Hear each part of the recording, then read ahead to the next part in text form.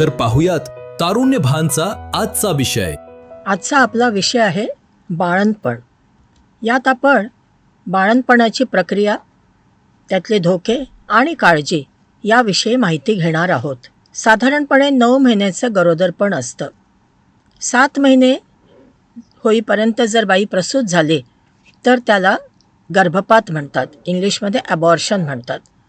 7 महिने पूर्ण होऊन 8 महिने 21 दिवस होईपर्यंत जर बाळंतपण झालं तर त्याला अपुऱ्या दिवसाचं बाळंतपण किंवा प्रिमॅच्युअर लेबर असं म्हणतात. 8 महिने 21 दिवस पूर्ण झाल्यानंतर जर बाळंतपण झालं तर त्याला पूर्ण दिवसाचं बाळंतपण किंवा फुल टर्म डिलिव्हरी असं म्हणतात. कधीकधी काय होतं की बाळंतपणाची तारीख उलटून जाते, नंतर 15 दिवस वर होऊन जातात तरी बाळंतपण झालेलं नाही आहे. अशा वेळेला पोस्ट मॅच्युरिटी असं म्हणतात. अशा वेळेला गर्भाला धोका असतो आणि लवकरात लवकर बाळंतपण हे करावं लागतं. आता बाळंतपण होतं म्हणजे नेमकं काय होतं ते आपण बघणार आहोत. बाळंतपणाच्या वेळेला त्या बाईला कळा यायला लागतात. नॉर्मलीसुद्धा गर्भाशय आकुंचन प्रसरण पावत असतं, पण त्यावेळेला दुखत नाही. पण बाळंतपणाच्या कळा जेव्हा येतात तेव्हा त्या बाईला ओटीपोटामध्ये, मांड्यांच्या आतमधल्या भागात आणि कमरेमध्ये खूप दुखायला लागतं आणि योनी मार्गाच्या वाटे थोडासा स्त्राव जातो. कधीकधी तो रक्तमिश्रित असतो, त्याला शो म्हणतात. आता बाळंतपण जे होतं तर कळा सुरू झाल्यापासून 24 तासाच्या आतमध्ये बाळंतपण हे व्हायला पाहिजे. त्यापेक्षा जर जास्त वेळ लागला तर त्याला अडलेलं बाळंतपण असं म्हणतात. आमच्या वैद्यकीय शास्त्रात आम्ही म्हणतो की बाळंतपणाच्या कळा सुरू झाल्यानंतर त्या बाईच्या वरती 2दा सूर्य उगवता कामा नये किंवा 2दा सूर्य मावळता कामा नये. म्हणजे काय? म्हणजे आजचा सूर्य मावळला, त्या बाईच्या कळा सुरू झाल्या, उद्या संध्याकाळचा सूर्य मावळेपर्यंत तिचं बाळंतपण व्हायला पाहिजे. की आजचा सूर्य उगवला, कळा सुरू झाल्या, उद्या सकाळचा सूर्य उगवण्याच्या आधी जर बाळंतपण झालं नाही तर आपण त्याला लांबलेलं बाळंतपण म्हणतो किंवा ऑब्स्ट्रक्टेड लेबर असं म्हणतो. म्हणजे बाळंतपण हे कठीण होतं आहे. बाळंतपणाच्या कळा सुरू झाल्यानंतर वैद्यकीय तपासणी अत्यंत आवश्यक असते. त्यामध्ये आम्ही काय बघतो तर गरोदरपणाचा किती काळ झालेला आहे, बाळंतपणाच्या कळा कशा येतात आहेत, नियमित आहेत की अनियमित आहेत, नंतर गरोदरपणाचे किती दिवस पूर्ण झालेले आहेत, पूर्ण महिने झाले आहेत किंवा नाही झालेले आहेत, बाळाच्या हृदयाचे ठोके कसे आहेत, वर खाली आहे की वर आहे, जुळे तिळे आहेत का, या सर्व गोष्टी बघितल्या जातात. त्यासोबतच त्या बाईचं ब्लड प्रेशर वाढलेलं आहे का, तिच्या पायावरती सूज आहे का, या गोष्टीसुद्धा बघितल्या जातात. त्यावरून ठरतं की त्या बाईचं बाळंतपण हे धोक्याचं होईल की सुलभ होईल. बाळंतपणाच्या कळा सुरू झाल्यानंतर आतून तपासणीसुद्धा आवश्यक असते. त्याने आपल्याला कळतं की गर्भ डोक्याकडून आहे की पायाकडून आहे आणि बाळंतपणाची अवस्था किती आहे, म्हणजे बाळंतपण नुकतंच सुरू झालेलं आहे की वेळ आहे बाळंतपण व्हायला, या गोष्टी आपल्याला त्या आतून तपासणीमधून कळू शकतं. आपल्या गर्भाशयाच्या समोरच्या भागामध्ये लघवीची पिशवी असते आणि मागच्या भागाला गुदद्वाराची पिशवी असते आणि त्यामुळे बाळंतपणाच्या कळा सुरू झाल्यानंतर लघवीवरच्या पिशवीवरती किंवा गुदद्वारावरती दाब येतो आणि त्या बाईला वारंवार लघवीला किंवा शौचाला जावंसं वाटतं आणि ह्या बघा त्या बाईला कळा येतात आहेत. सुरुवातीच्या काळामध्ये कळा आल्यानंतर इकडे तिकडे थोडं तिने फिरायला पाहिजे. बाळंतपणाच्या कळा जेव्हा येतात तर सुरुवातीच्या काळामध्ये या कळा मंद असतात, पण हळूहळू त्या कळा वाढायला लागतात. सुरुवातीला मंद कळा असताना त्या बाईने इकडे तिकडे फिरायला हरकत नाही, पण तीव्र कळा जर येत असेल तर तिने झोपून राहायला पाहिजे. आता या ठिकाणी ह्या चित्रात बघा, मागच्या बाजूला मणक्याची हाडं आहेत आणि समोर इकडे आतडी आहेत. नंतर या खालच्या भागामध्ये बघा तुम्ही, मागच्या भागाला गुदद्वार आहे आणि समोरच्या भागामध्ये लघवीची पिशवी आहे. आता या ठिकाणी बघा हे गर्भाशय दिसतंय. गर्भाशयाचे तोंड आहे जे खाली दिसतंय. नॉर्मली गर्भाशयाचं तोंड हे बंद असतं, पण जसं बाळंतपण समोर जातं आणि कळा तीव्र होतात तर गर्भाशयाचं तोंड हळूहळू आधी 1 बोट, मग 2 बोट, मग 3 बोट, मग 4 बोट असं उघडतं आणि पूर्ण 4 बोट उघडल्यानंतर तो गर्भ योनी मार्गातून बाहेर येतो. आता या ठिकाणी बघा, हा गर्भ डोक्याकडून आहे, म्हणजे डोक्याचा भाग हा खाली आहे. साधारणपणे 95% केसेसमध्ये गर्भ हा डोक्याकडून असतो. गुरुत्वाकर्षणाचा नियम आहे की जो भाग जड आहे तो भाग खाली असतो. कधीकधी चुकून गर्भ हा पायाकडून असतो किंवा कधीकधी गर्भ हा आडवा असतो. डोक्याकडून जेव्हा गर्भ असतो तेव्हा बाळंतपण हे सुलभ होतं. आता या ठिकाणी बघा, हा गर्भ आहे आणि गर्भाशयाच्या वरच्या भागामध्ये हा एक मासल भाग आहे. त्याला इंग्लिशमध्ये प्लॅसेंटा आणि मराठीमध्ये वर म्हणतात. आणि त्या वरला ही एक नळी जोडलेली आहे. त्याचं एक टोक बेंबीला उघडतं आणि दुसरं टोक हे वारला जोडलेलं आहे. आता या प्लॅसेंटा किंवा वरचं काम काय आहे? गर्भ जेव्हा गर्भाशयाच्या आतमध्ये असतं तर त्याला रक्तपुरवठा आणि अन्न मिळण्यासाठी ही वर असते आणि त्या नाळेतून गर्भाकडे शुद्ध रक्त जातं आणि अशुद्ध रक्त परत वरमध्ये येतं आणि अशा पद्धतीने रक्तप्रवाह सुरू राहतो. आता ही जी नाळ आहे ती बाळंतपण झाल्यानंतर बेंबीच्या वरती 4-5 इंच ती नाळ कापल्या जाते आणि मग ती एका साध्या धाग्याने ती नाळ बांधल्या जाते आणि मग 4-5 दिवसानंतर ती नाळ सुकून ती बाहेर पडते. आता ही नाळ कुठे जोडलेली आहे बाळाला? बेंबीच्या ठिकाणी जोडलेली आहे. मला आठवतं माझ्या लहानपणी की मी माझ्या आईवडिलांना नेहमी प्रश्न विचारायची की मला डोळ्यांचा उपयोग माहिती आहे, कानांचा उपयोग माहिती आहे, पण माझ्या बेंबीचा उपयोग काय? आणि ते लोक मला रागवायचे, सांगायचे नाहीत. खरं म्हणजे माझे वडील हे डॉक्टर आहेत आणि मेडिकल कॉलेजमध्ये गेल्यानंतर मला पहिल्यांदा कळलं की अरे, हीच ती बेंबी आहे की ज्यामधून मी माझ्या आईच्या गर्भाशयात असताना तिच्या अंगातून रक्तपुरवठा मला या बेंबीमधून, नाळेमधून मिळाला होता. आणि त्यामुळे नाळ ही अत्यंत पवित्र जागा आहे.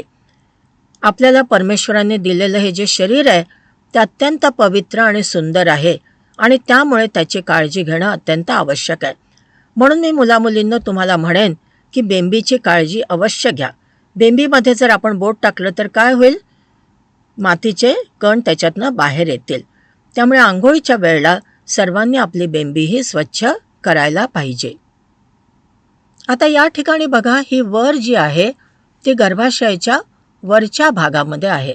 नॉर्मली वर ही गर्भाशयाच्या वरच्या भागामध्ये असते, पण चुकून काय होतं, कधीकधी ही वर गर्भाशयाच्या खालच्या भागामध्ये असते आणि त्यामुळे ज्या वेळेला बाळंतपणाच्या कळा सुरू होतात तर ही वर सुटते आणि रक्त जायला लागतं, प्रचंड रक्त जायला लागतं आणि त्यामुळे बाळाला धोका होऊ शकतो, आईला धोका होऊ शकतो.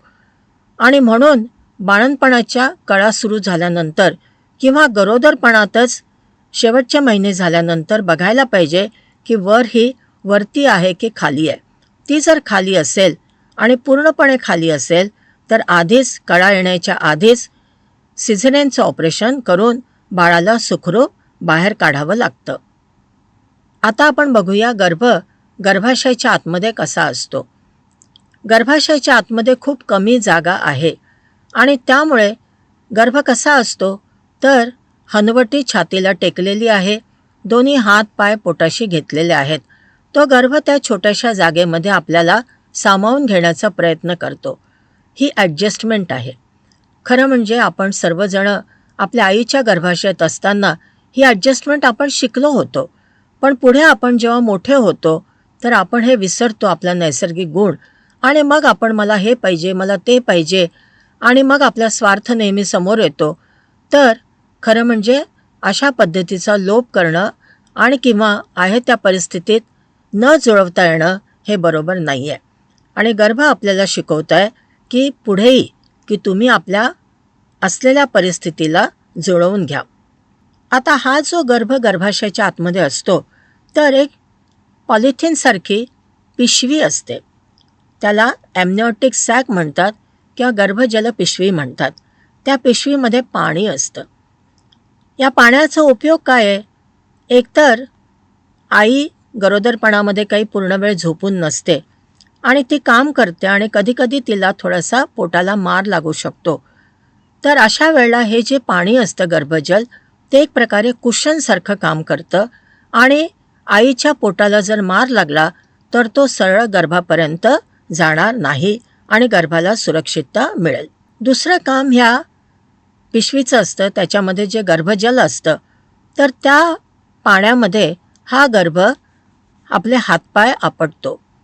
तिथे खरं म्हणजे खूप जागा नसते, पण थोडी हालचाल गर्भ त्या गर्भाशयाच्या आतमध्ये त्या पिशवीच्या पाण्यामध्ये करतं आणि गर्भ जेव्हा तयार होतो तर सुरुवातीपासूनच हे गर्भजल असतं आणि त्यामध्ये गर्भाची हालचाल असते.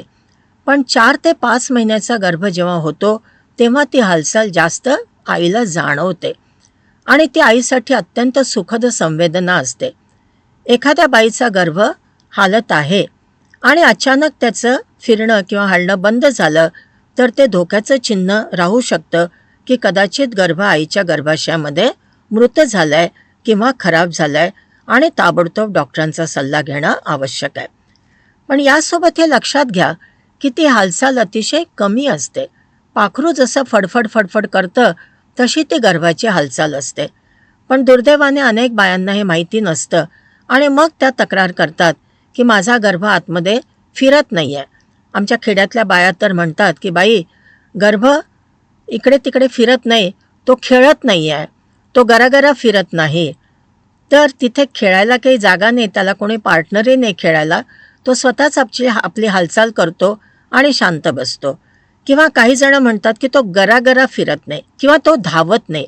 तिथे काही रनिंग रेस नाही आहे की तिथे आपल्याला कुठल्या स्पर्धेमध्ये त्या बाळाला भाग घ्यायचा आहे आणि त्यामुळे गर्भ नुसतीच थोडीशी हालचाल करतो, पण अशी खूप मोठी हालचाल किंवा फिरणं अशा पद्धतीची हालचाल गर्भाची नसते. आता या ठिकाणी बघा, ती पिशवी जे मी तुम्हाला आता म्हटलं की गर्भजल पिशवी असते, तर ती अशी असते आणि ज्या वेळेला बाळंतपण होतं तर गर्भाशयाचं तोंड 1 बोट, 2 बोट, 3 बोट, 4 बोट जेव्हा उघडतं तेव्हा ही पिशवी फाटते आणि त्याच्यातून ते गर्भजल जे असतं ते बाहेर येतं.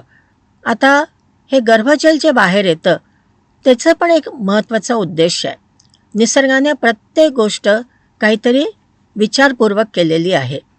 हे जेव्हा पाणी बाहेर येतं गर्भजल पाणी, तर समोरच्या भागामध्ये लघवीची पिशवी असते बाईच्या, मागच्या भागामध्ये गुदद्वार असतं आणि तिथे घाण असू शकते, पण हे पाणी मात्र निर्जंतुक असतं आणि ज्या वेळेला पिशवी फाटून ते पाणी बाहेर येतं तर ते योनिमार्ग पूर्ण धुतल्या जातं, त्याच्यातले जंतू नाहीसे होतात. बहुतेक वेळा मी जसं म्हटलं, गर्भ डोक्याकडून असतं, पण कधीकधी गर्भ हा पायाळू असतो. आता या ठिकाणी बघा, गर्भ पायाळू आहे आणि पायाळू गर्भ जर असेल तर बाळंतपण हे कठीण होतं, कारण जो मांसल भाग आहे तो पटकन बाहेर येतो, पण जो डोक्याचा कडक भाग आहे तो बाहेर निघायला अडचण होते आणि त्यामुळे बाळ गुदमरू शकतं आणि बाईचं अडलेलं बाळंतपण होऊ शकतं. आणि म्हणून विशेषतः पैलटकरीण जेव्हा असते आणि तिचं गर्भ जर पायाकडून असेल तर नॉर्मल बाळंतपण आम्ही होऊ देत नाही आणि वरून सिझेरियन करूनच ते बाळंतपण करावं लागतं. आता या ठिकाणी बघा, गर्भ आतमध्ये कसा दिसतो. हा गर्भ डोक्याकडून आहे आणि हा गर्भ पायाकडून आहे. कधीकधी मात्र काय होतं की गर्भ आडवा असतो. गर्भ आडवा आहे आणि पूर्ण महिने गरोदरपणाचे झालेले आहेत, तर खालून बाळंतपण होऊच शकत नाही. हे बाळंतपण हे अडलेलं बाळंतपण असतं आणि आधीच ठरवून सिझेरियन करावं लागतं, नाहीतर ते बाळंतपण अडू शकतं. ती बाई आणि ते गर्भ दोघांचे मृत्यू होऊ शकतो. कधीकधी त्याच्यामुळे हात बाहेर येणं, पाय बाहेर येणं असे धोके पण होऊ शकतात. आता या ठिकाणी बघा, जुळे गर्भ आहे. जुळा जर गर्भ असेल तर परत त्या बाईला गरोदरपणामध्ये त्रास होतो आणि बाळंतपणामध्ये सुद्धा त्रास होतो. बाळंतपण हे अपुऱ्या दिवसाचं होऊ शकतं आणि अडलेलं बाळंतपण होऊ शकतं.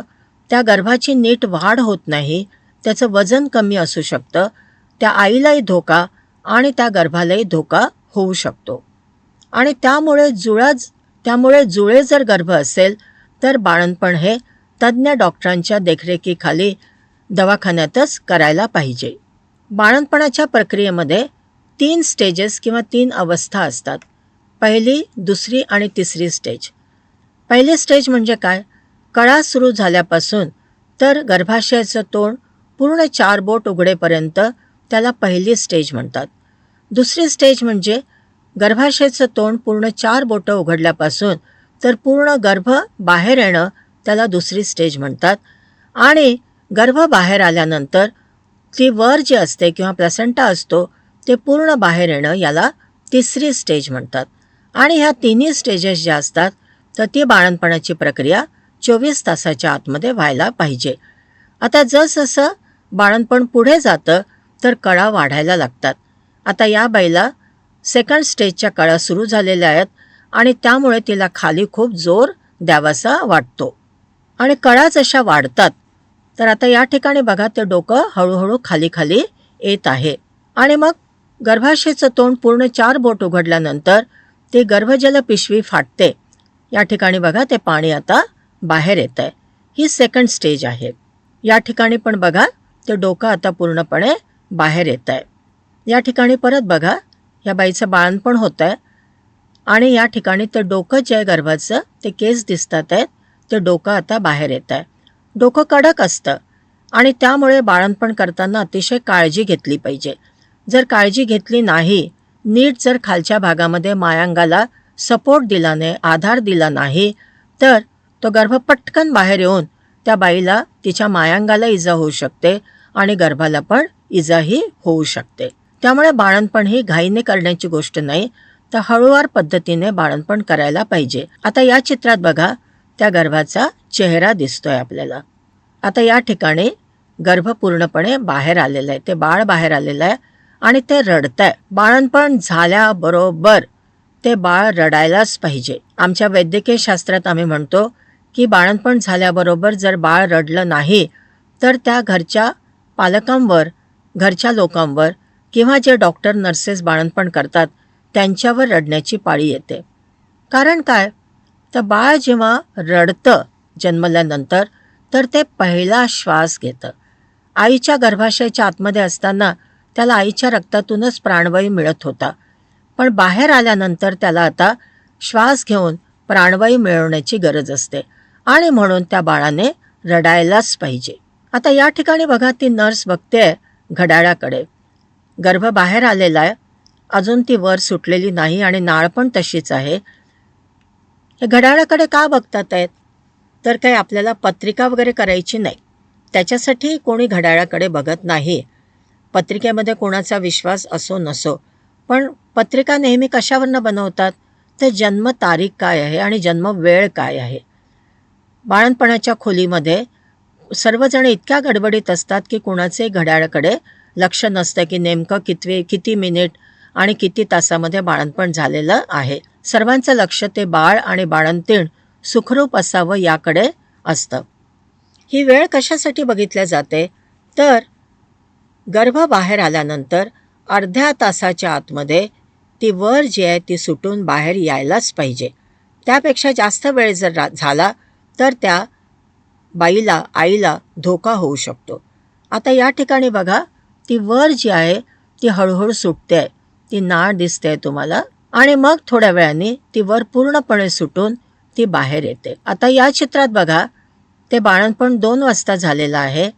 या चित्रात बघा 3 वाजलेले आहेत आणि अजूनही वर सुटलेली नाही. म्हणजे अर्ध्या तासाच्या वर त्या बाईचं बाळंतपण होऊन गेलेलं आहे, वर सुटलेली नाही. अशा वेळेला खूप रक्तस्राव होऊ शकतो आणि ती बाई मरू शकते. त्यामुळे हॉस्पिटलमध्ये असो किंवा घरी बाळंतपण करणार असो तर वर सुटली की नाही हे बघणं आवश्यक आहे. आणि वर सुटायला जर अर्ध्या तासापेक्षा जास्त वेळ लागला तर ऑपरेशन करून ती वर गर्भाशयातून बाहेर काढायला पाहिजे. आता या ठिकाणी बघा बाळंतपण ही नैसर्गिक प्रक्रिया आहे, पण ती हळूवार पद्धतीने करायला पाहिजे. या ठिकाणी गर्भ बाहेर येत नाही आहे आणि ती बाई अगदी जोर लावून ते गर्भ बाहेर काढण्याचा प्रयत्न करते. लगाव जोर अशा पद्धतीची नीती बाळंतपणामध्ये चालणार नाही. कारण अशा पद्धतीने जोरात जर तो गर्भ ओढून काढण्याचा प्रयत्न केला तर त्या बाईचं गर्भाशय फाटू शकतं, तिचं मायांग फाटू शकतं, तिला खूप रक्तस्राव होऊ शकतो आणि ते बाळसुद्धा गुदमरून मरू शकतं. त्यामुळे बाळ आणि आई दोघांनाही धोका होऊ शकतो. भेटूया तारुण्य भानच्या पुढच्या भागात एका नवीन विषयासोबत.